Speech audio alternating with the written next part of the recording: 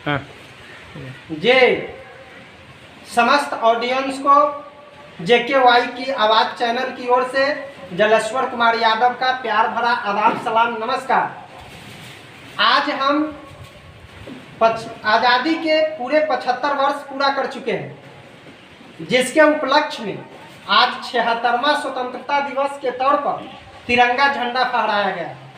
तो उसी कड़ी में हमारी टीम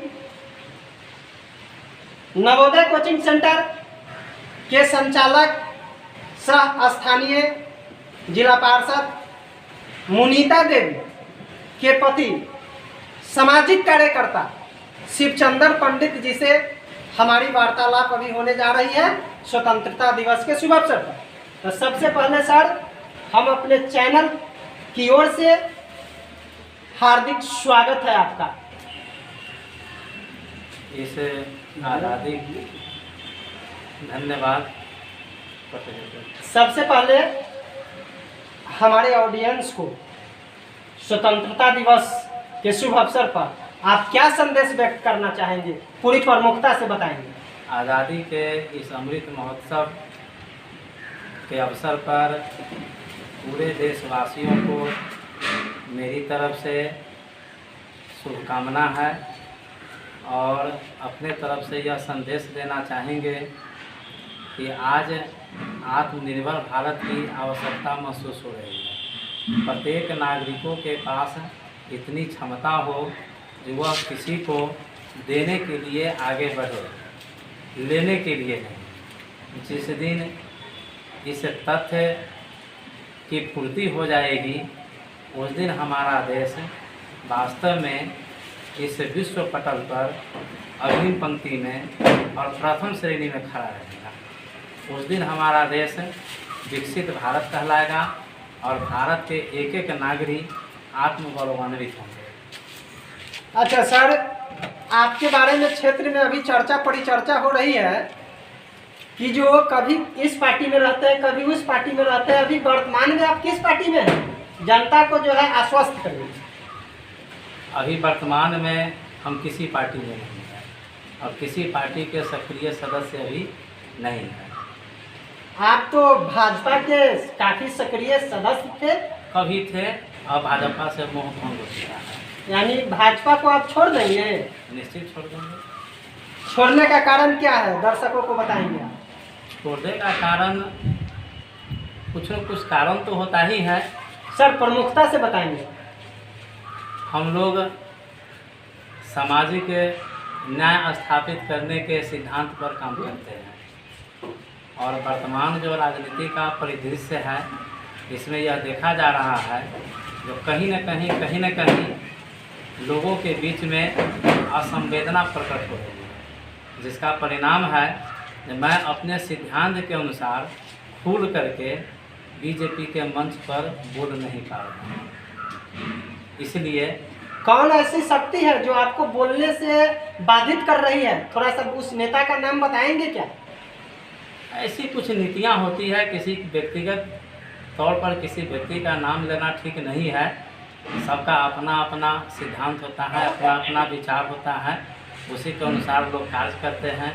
दूसरी बात है कि सब क्षेत्र में अपना स्थान सुरक्षित करना चाहता है। जहां अभी पहले हम थे, कहाँ थे? पहले भाजपा में थे, लेकिन जिस अपेक्षा से थे उसकी पूर्ति मेरे साथ नहीं हुई। परिणाम ये है जो वहाँ से मोह भंग हो चुका है। अच्छा सर, ये जो आप भाजपा के बारे में बता रहे हैं कि जो जनता को देना चाह रहे हैं, जनता के समक्ष अपनी जो बात रखना चाह रहे हैं, उस बात को भाजपा के शीर्ष जो नेता है वो बोलने पर प्रतिबंध कर रही है। तो भाजपा ही नहीं, मेरा जब ग्राउंड रिपोर्टिंग जब तो वही कर रही है। यानी जितनी कुल मिलाकर के जितनी भी पार्टियां बिहार ही नहीं देश लेवल पर जो कार्य कर रही है, सारे के सारे तेज तराक आदमी को बोलने से वंचित करते हैं। इस पर आप क्या कहना चाहेंगे? नहीं, फिर भी अभी वर्तमान जो परिस्थिति है उसमें जदयू की रूपरेखा कुछ अलग किस्म की है। उसमें आंतरिक लोकतंत्र आज भी मौजूद है और जदयू बिहार की जहाँ तक बात है तो बिहार के विकास में जदयू का बहुत बड़ा योगदान है और नीतीश जी सर्वमान्य नेता है और नीतीश जी को तो हम लोग प्रधानमंत्री के तौर पर देखना चाहते हैं। इसका मतलब है कि जो आप जदयू ज्वाइन करेंगे, भविष्य में ऐसी रूपरेखा बन रही है, कर सकते हैं। आप जो बोले हैं विकास पुरुष है, लेकिन समाज तो विकास पुरुष ही नहीं भ्रष्टाचार पुरुष के नजरिया से देख रही है। इस पर आप क्या कहना चाहेंगे? जहाँ विकास होगा कुछ न कुछ भ्रष्टाचार तो होता ही है। अब भ्रष्टाचार के रूप में कैसे है? आम आदमी में भी गड़बड़ी है। मान लीजिए हम सरकार की योजना के लायक नहीं हैं, हम उस श्रेणी से ऊपर हैं, फिर भी हम चाहते हैं जब मुझे उस योजना का लाभ मिले और जबरन चाहते हैं तो कुछ न कुछ गलत तो होना है। यहाँ तो आम पब्लिक को भी सोचना पड़ेगा ना। आप जिस विकास पुरुष की चर्चा कर रहे हैं या इस देश में अभी यशस्वी प्रधानमंत्री नरेंद्र मोदी जी हैं, तो ऐसा क्यों करते हैं जो छतदार मकान वाले को यानी प्रधानमंत्री आवास योजना का लाभ क्यों दे रहे हैं जो भ्रष्टाचार हो रहा है? इसमें पदाधिकारी लोगों की गलती है। स्पॉट पर जाकर के सर्वेक्षण नहीं करते हैं।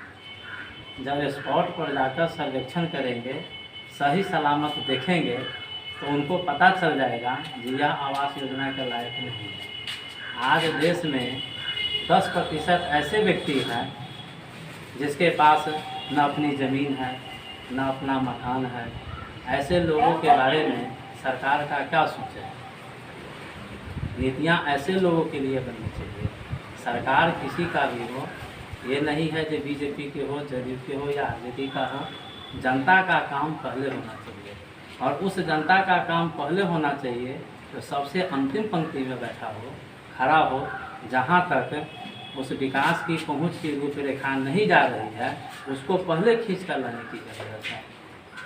और ये काम कौन करेगा?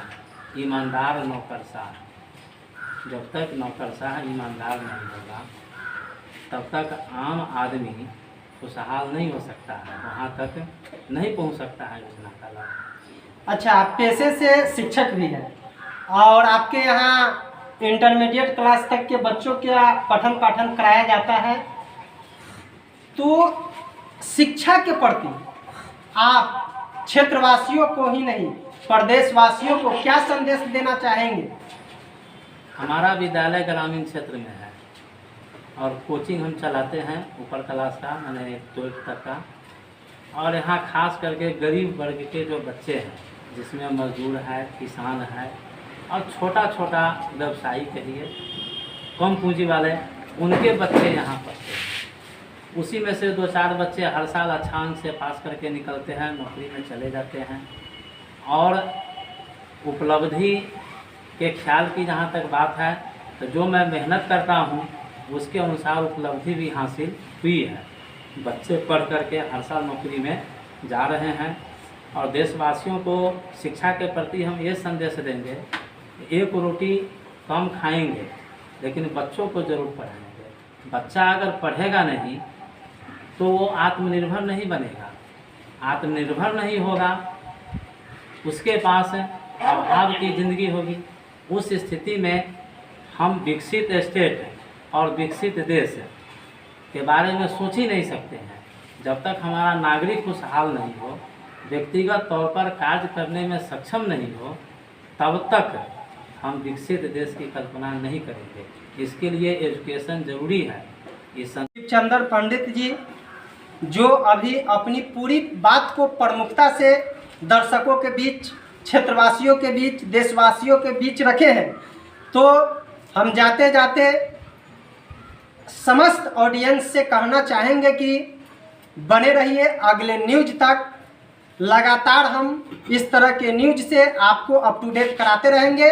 जय हिंद, जय भारत।